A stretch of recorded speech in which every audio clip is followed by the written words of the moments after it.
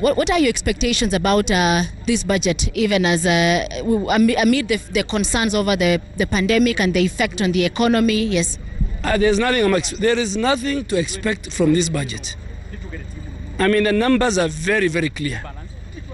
Why am I saying so? As we speak today, the debt level is 10 trillion. And I'm not saying it for the sake of it. As of June 2021, the debt level was 8.6.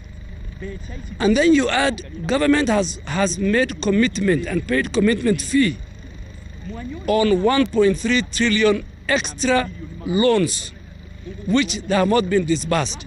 So if you add 8.6 plus and 1.3, that gives you 10 trillion.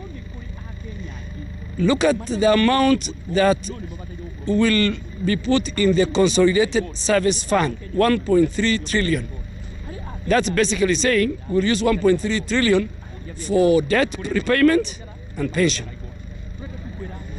They are collecting 2.04. So if you look at this budget, look at the pending bill. It's about, I think, close to trillions. Look at the stall projects, 9 trillion. So this budget is not adding up, is not completely adding up. In fact, we must be concerned in terms of, are we putting Kenya into a debt crisis? And I said it on the floor of the House. Looking at the expenditure, looking at revenue, looking at debt perspective, the onus lies with the National Assembly. It lies with the Parliament. The architecture of our Constitution and the architecture of the PFM Act gives powers to the House. And that's why the Constitution, I think Article 221, Sub-Article 4 says, a committee of the National Assembly will consider and bring a recommendation. So I want to tell Kenyans, the people who are failing them, me included, is the members of Parliament. Don't blame the President, don't blame the National Treasury, blame your own members of Parliament.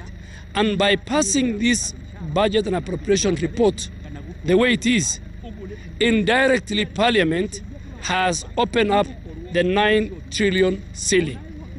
Coming to the development budget, a budget of 3.6 trillion, remove 1.3 trillion will be pension and debts.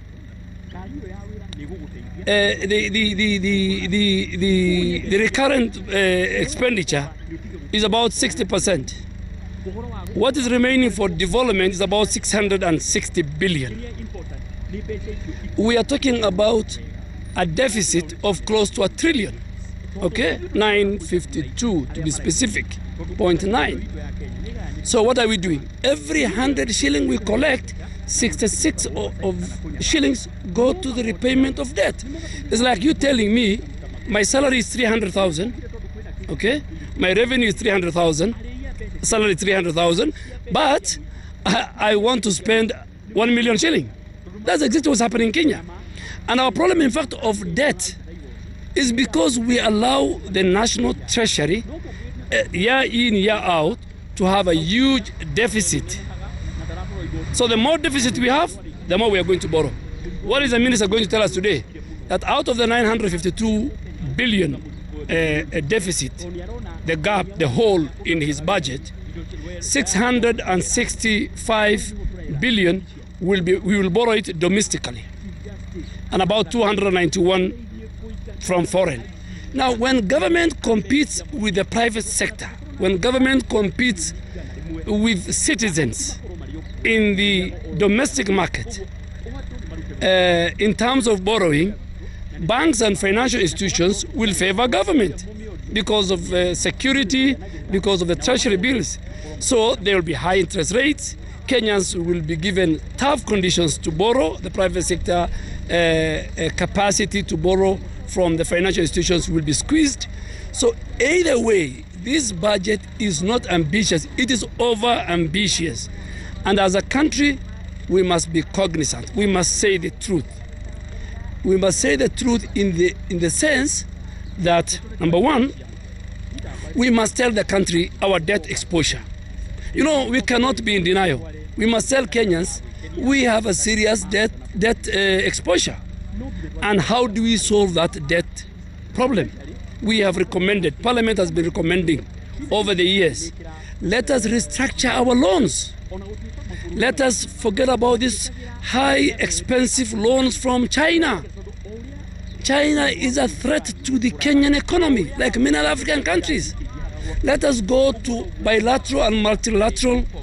Let us go to bilateral and multilateral lenders where the grace period is long and where the interest rate is less. So if you ask me, I really want to ask, if you ask me my opinion, what do I tell the government? What do I tell the National Treasury? I'll tell them our focus should be two. Number three, one, restructure our debt management. Two, let us focus on the pandemic. Let's vaccinate as many Kenyans as possible. Put money in the budget. And three, let us control the economic fallout. Fallout in the sense that the economy, because of the pandemic, because of revenue shortfalls, because of debt portfolio, our economy needs to be managed from that fallout. And you've rightly put the issue of crowding out. If the government borrows a little more from the country, of course it crowds out that space and becomes more expensive. Many Kenyans are complaining about businesses that have gone down. You've spoken about some of the antidotes, but what stopped members of Parliament from sort of then saving the country? No, but Parliament in the supplementary budget, billions were geared towards saving small businesses, people who lost employment through the reduction of the income tax. But those monies are not reaching the people. You know, in the supplementary budget, even today, you know, there is lack of priority in investment. What do we invest? We are investing in projects that don't add value to the citizens, that don't add value to the economy. For example, the SGR. We are unable to pay. It's unable to pay itself. So the right investments are not being done for the benefit of the economy and for that. Let me give you an example. The last subsequent budgets of the last 3 years, including this one, we are putting huge resources, enormous resources, in the so-called Big Four. Universal health care. Tell me, this is the 4th year. Are you seeing the impact of the universal health care in our villages, in our homes, in our counties? Even the 4 counties that were pilot, universal health care is not visible. Look at manufacturing. You know, you can't deny the Ministry of Industrialization and Enterprise Development.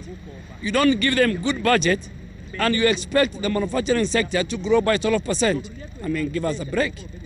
So I think there's a serious mishap. Again, KRA. If you want KRA to raise and reach their target, we have said it year in, year out, you must increase the budget of Kenya Revenue Authority. They must employ more. They must put more systems in place to make sure each and every Kenyan pays taxes. But what happens? KRA, I think budget has not grown in the last 5 years. So I think we will listen to the minister. But I can tell you as a former leader of majority, we cannot. And I gave you a practical example. A country is like myself. If I earn 200,000 a month, I cannot say I'm going to spend 1 million shilling. It's ridiculous.